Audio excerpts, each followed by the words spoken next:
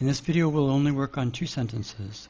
In our grammar introduction document, we have just 2 sentences that have subject-complement clauses. They're clauses 166 and 167. So if we come here now, if we rest our cursor on please, we can see that its theta grid includes a participant proposition. And if we rest our cursor here, we see that the type is an agent.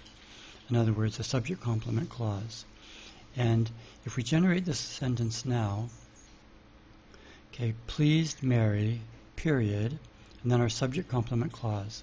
And if we rest our cursor here, it says inserted at end by phrase structure rule clauses generic rule 1, general purpose clause phrase structure rule.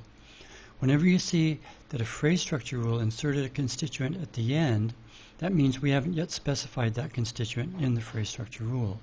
So let's go to our phrase structure rule for clauses.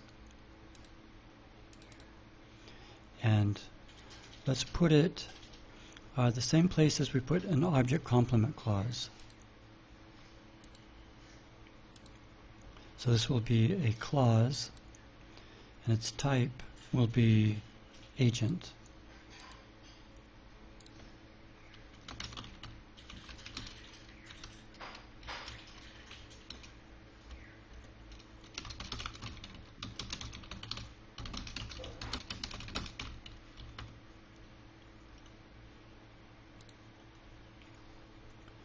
And so we see, let's drag it down here. Okay. So now we have an agent complement clause right after an object complement clause. So now that rule will know where to put this clause. Okay, pleased Mary, John read that book.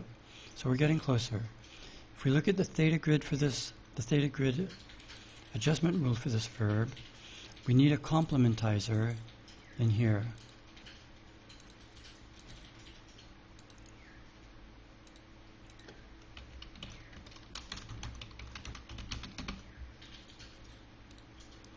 And we also need a subject-to-noun phrase.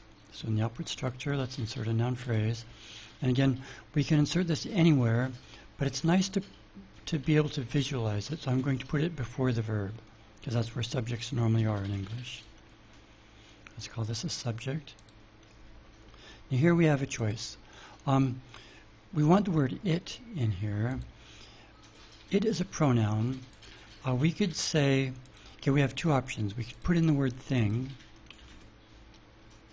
right there and tag it as a pronoun, and then the pronoun rules will convert thing to it, or we can enter the word it directly into here. Just to keep things clear, I'm going to enter the word it.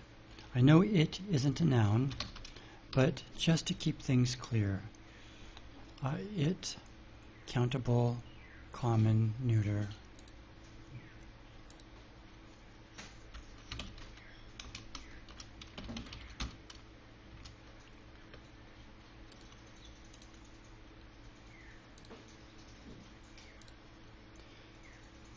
And we don't need to tag this as a pronoun to make it come out as it. It's going to come out as it, but this is a pronoun. So let's tag it as a pronoun.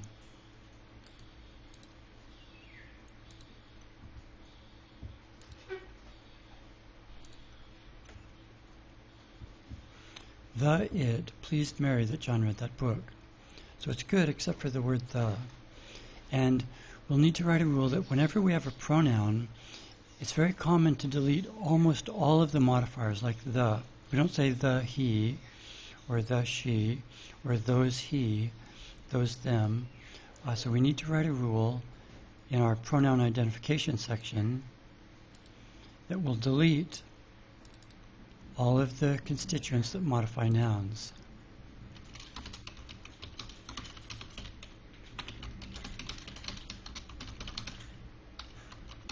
Modify pronouns. And we don't actually delete all of them. Some of them we keep, like all of you. Most of them will go. But we delete most of the constituents that modify pronouns. Let's set this to a pronoun. And here we have a prenominal. Now here, constituent order is important, so we need to insert the prenominal before the noun.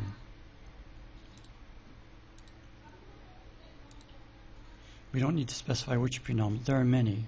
The and this and that and those and these. Just leave that unspecified. And then in the output structure, we will delete that prenominal.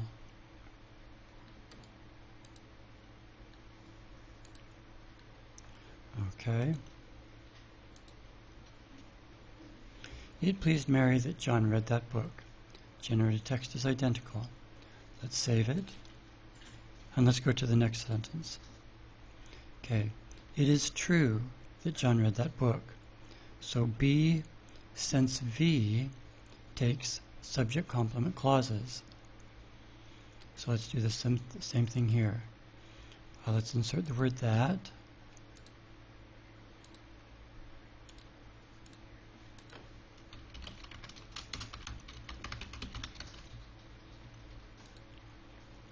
And again, let's insert a subject noun phrase here.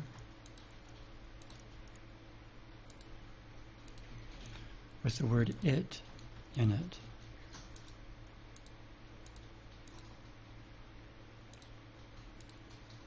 And let's tag it as a pronoun, because it is a pronoun.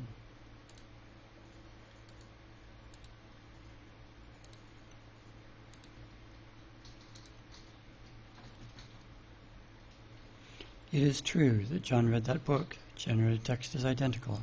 So let's save it.